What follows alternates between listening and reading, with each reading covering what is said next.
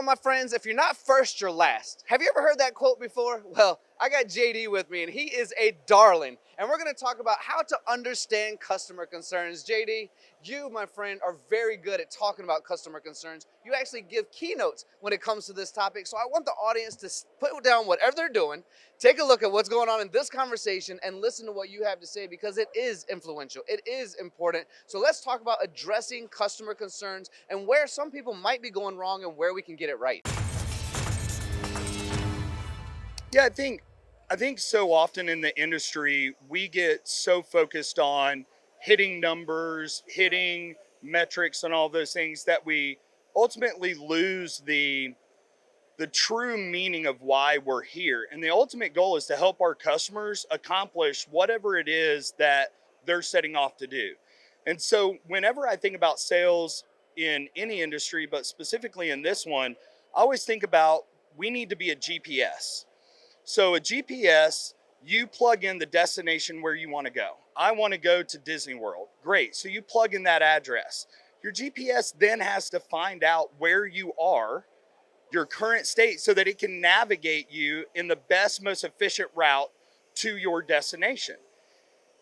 If we start approaching how we communicate with our customers in that way, where we go in to gain a really good understanding of what their goals are, where are they trying to go to, what is the destination, that future state where they want to be, and then find out where they currently are, we get to help them navigate and create numerous different routes to get to that desired spot. And so the ultimate goal of what we do is to help people either achieve their goals, overcome their challenges, or alleviate their pains.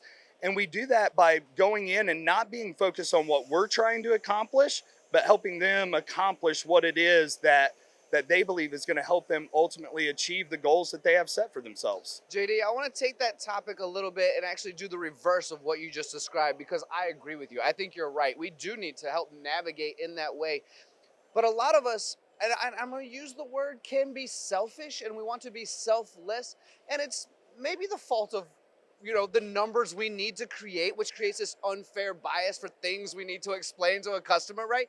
But let's talk about maybe the current avenue of how a lot of people out there go to the customer and kind of maybe force them in a direction that's not right for them versus what you just described. Let's talk about the old way versus the new way as well. So we know the Yep. comparison between the two. So if you do any research in sales in general, Sales Insight Labs states that 50% of the prospects that sellers are going out and trying to work with are the wrong customers.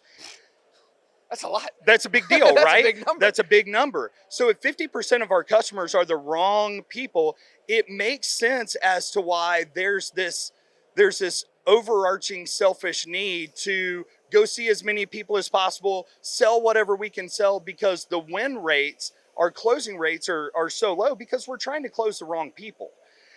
Sales isn't about convincing people to do something. It's about helping them, coaching them through how to make a decision. And so, you know, one of the best things that salespeople and people in the industry can do is understand who their ideal customers are and who they serve at the highest level, and focus on finding as many of them as possible. When we're just trying to go out and sell anything to everybody, we end up getting in situations where we're forcing ourselves onto our customers, we're pushing certain agendas or technologies, and it may not be the best fit. And then what happens is our customers get very jaded because they don't feel heard, valued, or understood. They don't feel like the solution is actually helping them move in the direction they want to go, and they lose trust. Sales is one of the least trusted professions according to most research. We are the least trusted people, and it's because oftentimes we're not focused on the right customers, having the right conversations, asking the right questions. We're just focused on trying to sell our stuff. JD, just like the perfect song, you just gave me chills as well, man. That was really well said. I'm going to leave a closing statement for you, kind of a platform. We're here with ACETA. We're talking about ACETA. You guys are a world-renowned integrator of the Fanuc product that we see behind us all the time.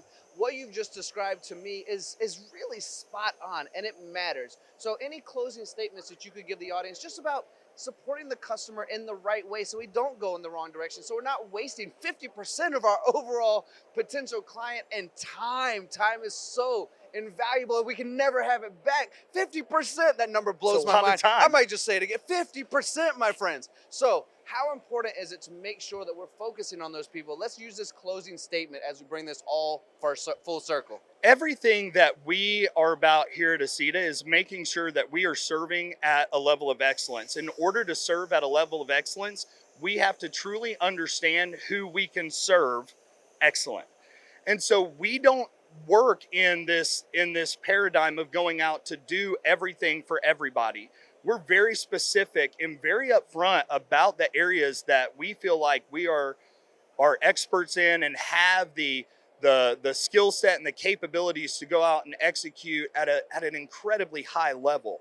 And so we focus on who can we serve at the highest level, who are the best fit for what we do, who have we helped in similar ways that we can, really elevate from that and go find more people for those same type of solutions where they may be suffering from the same types of things. And it really has allowed us to put ourselves in a position to where our customers view us as valued partners to their organization to help them achieve what it is that they're driving towards. And that's who we want to work with. We want to work with people who we love to work with, and we want them to love to work with us.